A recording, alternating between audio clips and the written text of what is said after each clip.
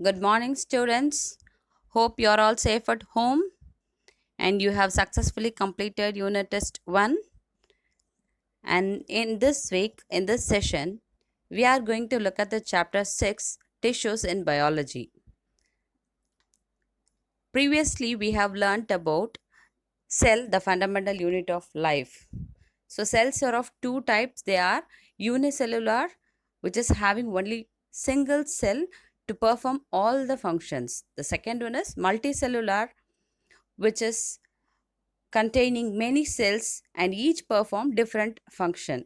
These are the two types of cells we have studied earlier. And the best example of unicellular organism is amoeba, and the best example of multicellular is human beings.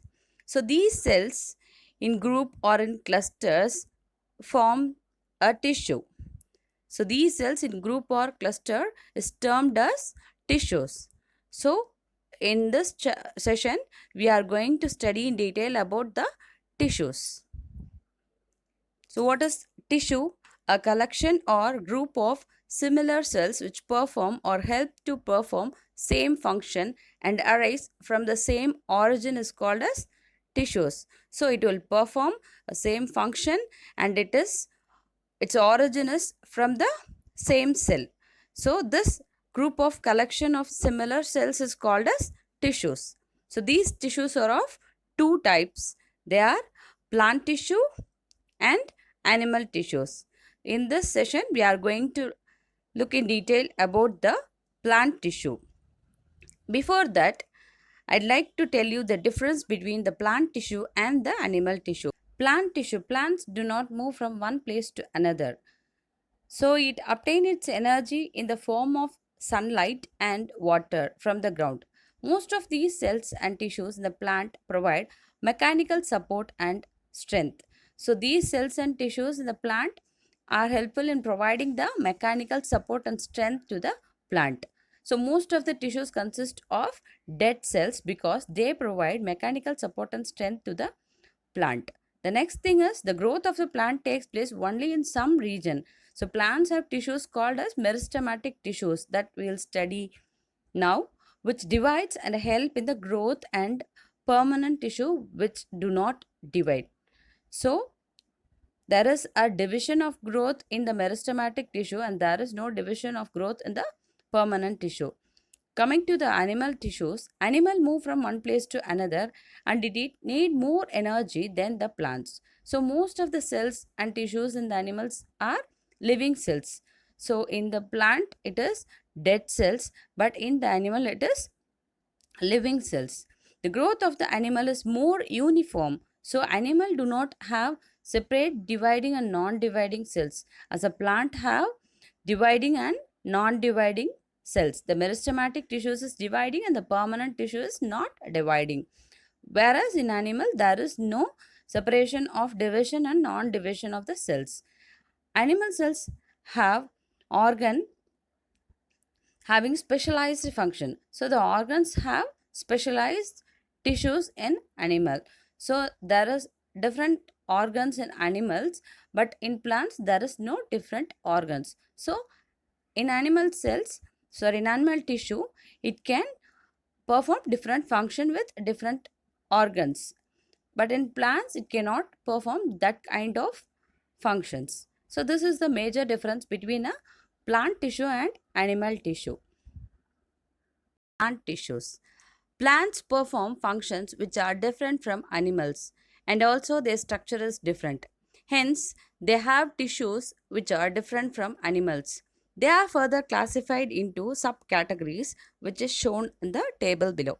So, plant cells perform different function compared to the animals as plant cannot move from one place to another, so it need a less amount of energy, and these energies are received from the sunlight and the water, and this process is called photosynthesis.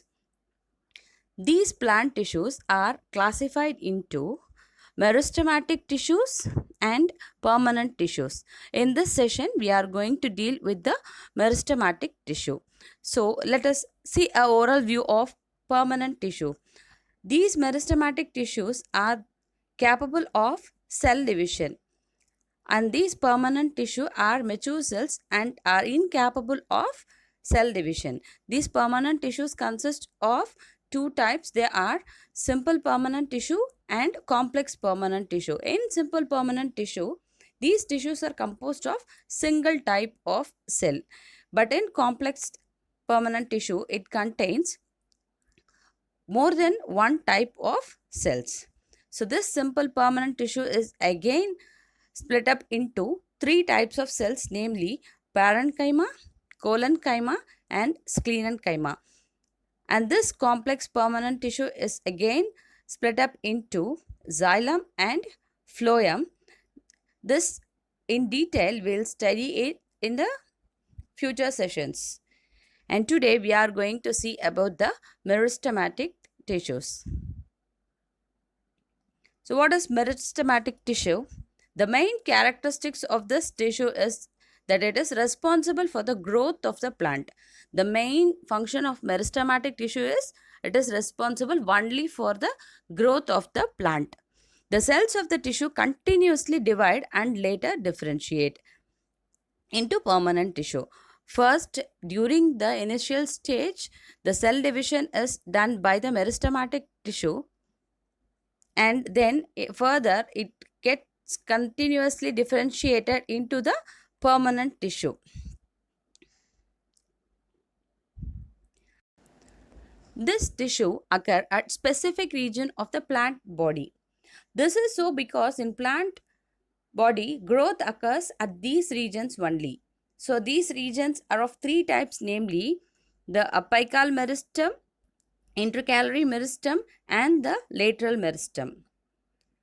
First, we'll see about the apical meristem. This apical meristem is present in the apex of the plant, and this is helpful in the growth of the plant, that is the linear growth of the plant. As the name suggested, the tissue is present at the apex of the main and lateral shoot and roots. This tissue gives the plant body a linear growth. So this apical meristem is present in the tip of the plant and also in the tip of the root, shoot, etc. So this helps in the growth of the plant in linear way. The next one is the intercalary meristem. This intercalary meristem is present in the nodes, internodes, and leaves. So they are also present in between the permanent tissues also. This gives a plant growth in length.